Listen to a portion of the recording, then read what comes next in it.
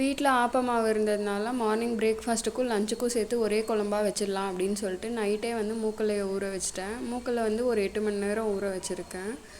இப்போ வந்துட்டு ப்ரெஷர் குக்கரில் வந்து மூக்கல்லையை வந்து போட்டுட்டு கொஞ்சமாக உப்பு போட்டு நல்லா முழுகிற அளவுக்கு தண்ணியை ஊற்றிட்டு 2 விசிலுக்கு ப்ரெஷர் குக் பண்ணி எடுத்துக்கிறேன்.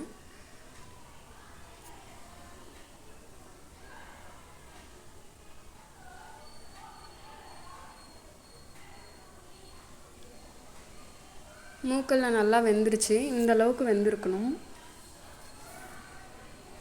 இப்போ ஒரு மிக்சர் ஜாருக்கு தேங்காவை போட்டு ஒரு சுற்றி எடுத்துக்கிறேன். இப்போ அதுலேயே 5 லவங்கம், ஒரு துண்டு பட்டை, 1 ஸ்பூன் அளவுக்கு சோம்பு, ஒரு 15 பல் பூண்டு, ஒரு அரை துண்டு இஞ்சி, 1/4 டீஸ்பூன் மிளகு,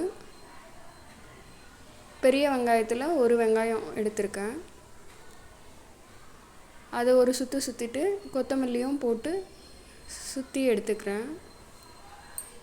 இப்போ ஒரு கடாயில் கொஞ்சமாக எண்ணெய் சேர்த்துட்டு கருவேப்பிலையை போட்டு கருவேப்பிலை நல்லா பொரிஞ்சதுக்கப்புறமா வெங்காயம் சேர்த்து வெங்காயம் நல்லா பொன்னிறமானதும் ஒரு மீடியம் சைஸ் தக்காளி ஒன்று சேர்த்துட்டு நல்லா வதங்கினதுக்கப்புறமா மஞ்சத்தூள் போட்டுக்கிறேன். 2 டேபிள் ஸ்பூன் அளவுக்கு தனியாத்தூள் சேர்த்துட்டு காரத்துக்கு 1 ஸ்பூன் அளவுக்கு வெறும் மிளகாத்தூள் சேர்த்துக்கிறேன். இப்போ உப்பு ஒரு 1/4 டீஸ்பூன் அளவுக்கு சேர்த்துருக்கேன். ஏன்னா ஆல்ரெடி நான் வந்து கொட்டையில் உப்பு போட்டு வேக வச்சதுனால இங்கே உப்பு கம்மியாக தான் சேர்த்துருக்கேன். இப்போ நம்ம அரைச்சி வச்ச பேஸ்ட்டை வந்து இதில் சேர்த்துக்கலாம். நல்லா பேஸ்ட்டில் வந்துட்டு எண்ணெய் பிரிஞ்சு தனியாக வந்ததுக்கப்புறமா மூக்கல்லையை வந்து கொட்டிடுங்க.